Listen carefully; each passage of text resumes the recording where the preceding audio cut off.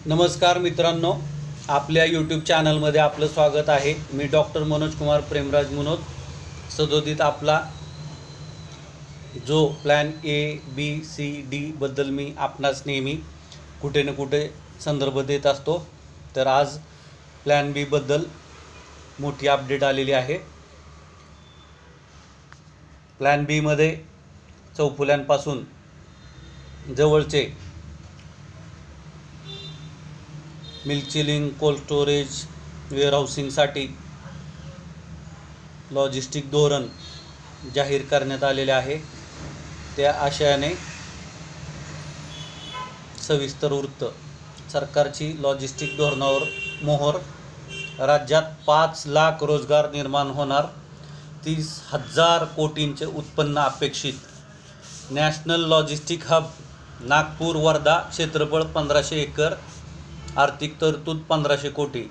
राज्य logistic hub Chhatrapati Sambhajinagar, Jalna, Thane Bhiwandi, Ratnagiri Sindhudurg, Pune Purandar, Palghar वाढवण। क्षेत्रफळ प्रत्येकी 500 एकर, आर्थिक तरतूद 2500 कोटी रुपये। प्रादेशिक लॉजिस्टिक हब नांदेड देगलूर, अमरावती बडनेरा, कोल्हापूर इचलकरंजी, नाशिक सिन्नर व धुळे शिरपूर। क्षेत्रफळ प्रत्येकी 300 एकर, आर्थिक तरतूद 1500 कोटी। वर्धा येथून बिपिन बोंबले साहेबांना विशेष करून मला हे आजचा व्हिडिओ समर्पित करायचा आहे, कारण बिपिन बोंबले साहेब हे सदोदित मला प्रोत्साहन देत असतात आणि नेहमी शेवटी प्रत्येकाला आपल्या भागाबद्दल उत्सुकता असते की आपल्या इथं आणखीन काय काय नवनवीन प्रकल्प येऊ घातलेले आहेत। राज्य आर्थिक सल्लागार परिषदेने केलेल्या शिफारशीनुसार तयार करण्यात आलेल्या महाराष्ट्र लॉजिस्टिक धोरण 2024ला काल झालेल्या मंत्रिमंडळाच्या बैठकीत मान्यता देण्यात आली आहे। पुढील 10 वर्षातील विकासाला डोळ्यासमोर ठेवून हे धोरण तयार करण्यात आले आहे। या धोरणामुळे राज्यात सुमारे 5 लाख इतकी प्रत्यक्ष व अप्रत्यक्ष रोजगार निर्मिती होईल। त्यातून सुमारे 30,573 कोटी रुपयांचे उत्पन्न मिळण्याची अपेक्षा आहे।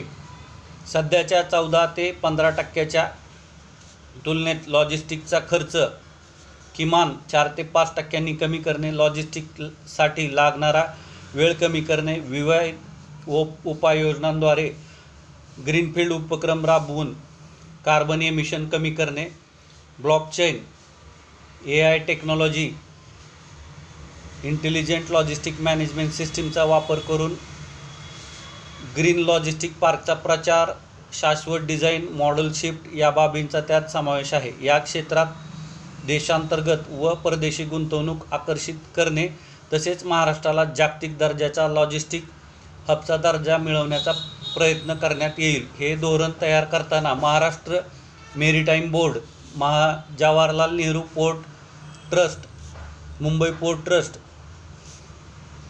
राज्य रस्ते विकास महामंडळ MMRDA, राज्य रस्ते विकास म्हणजे MSRDC, MMRDA, सिडको, महाराष्ट्र विमानतळ विकास कंपनी यांचा सल्ला घेण्यात आला आहे।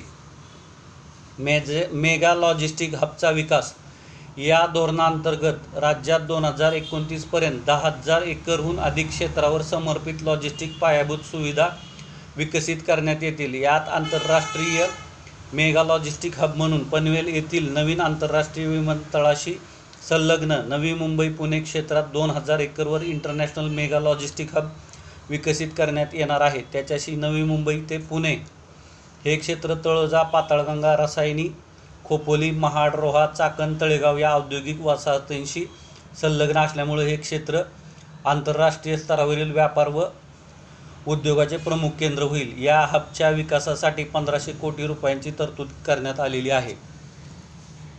मिहानच्या अनुषंगाने नागपूर, वर्धा, तुमचं वाळुंज असेल, पंढरपूर असेल किंवा शेंद्रा बिडकीन असेल, या अनुषंगाने छत्रपती संभाजीनगर, जालन्याचा ड्रायपोर्ट असेल किंवा आणखीन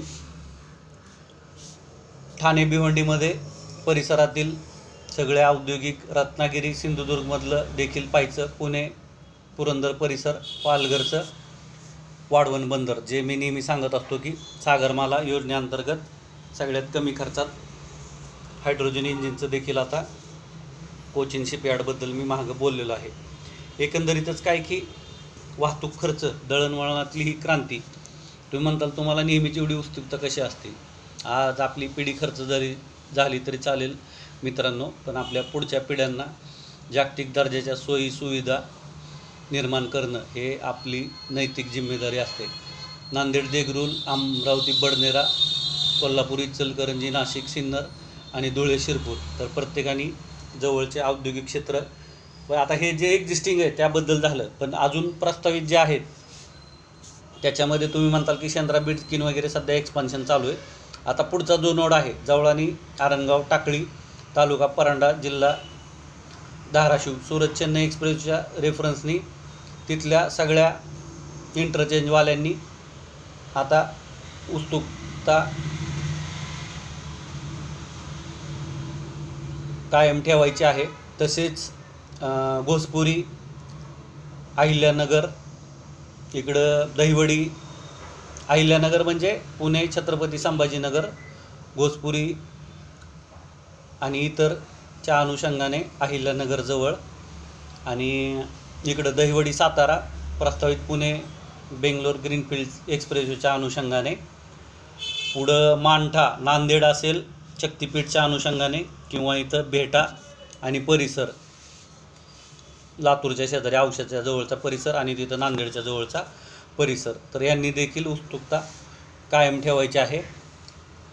आता खाली मुंबई, गोवा, तर त्या अनुषंगाने इथं 2-3 अपडेट आलेलेच आहेत. ते कॉस्टलच आहे वेस्ट कोस्टच्या हिशोबाने.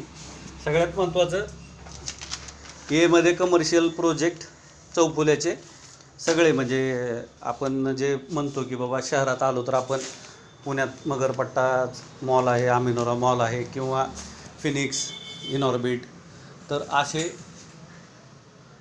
नवनवीन संकुलं उभे करणे. बीमध्ये हे शेती पूरक पूर्ण जे काही मिल्क चिलिंग, कोल्ड स्टोरेज आणि वेअरहाऊसिंग भविष्यातील परिसरातील दळणवळणाच्या हिशोबाने. तर बी प्लॅन झाला. सीमध्ये तुम्हाला माहिती आहे की एक्सपोर्ट क्वालिटीची जे शेती आहे ते, आणि डीमध्ये आपलं कृषी पर्यटन किंवा एकंदरीतच ॲग्रो टुरिझम म्हणू आपण, किंवा त्याला इन जनरली स्पिरिच्युअल टुरिझम, म्हणजे जे काही शक्तिपीठवरती आपण जे पाहतो ह्याचं दिलेलं आहे, तर त्या आशयाने. तर उत्सुकता कायम असू द्या. तुम्ही म्हणतात राव पण ही टोळ धाड तर शेवटी आमच्या सातबाऱ्यावर आली, पर्याय नाही आहे.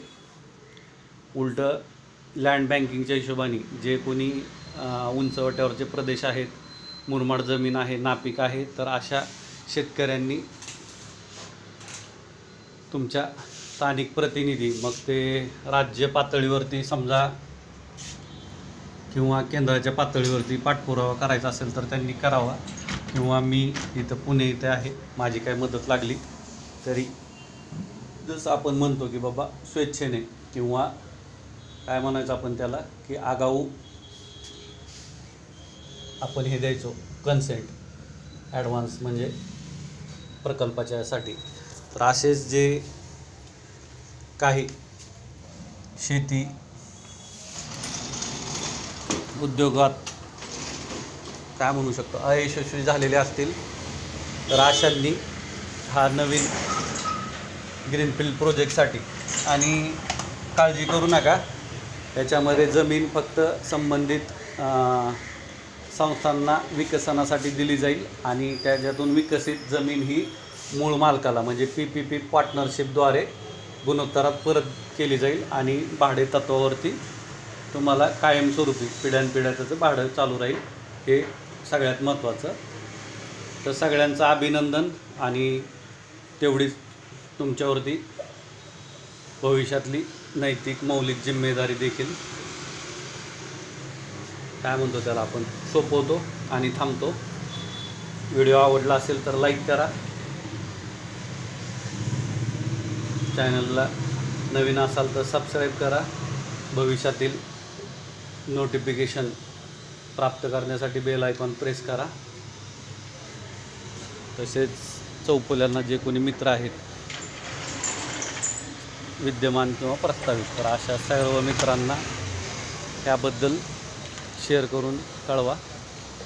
आपला अभिप्राय कमेंट बॉक्समध्ये नक्की कळवा. तसेच तो आमच्या व्हॉट्सअप नंबर 9307616630 वरती देखील कळवायला विसरू नका.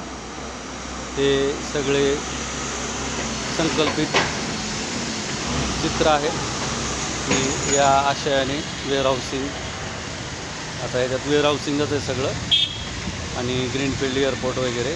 तर जहाजांद्वारे बंदरं असतील, रेल्वे ट्रॅक असतील, परत नवीन एक्सप्रेसवे असतील किंवा हे असतील तर बघून घ्या तुम्ही. मिल्क चिलिंग, कोल्ड स्टोरेज आणि वेअरहाऊसिंग या आशयाने.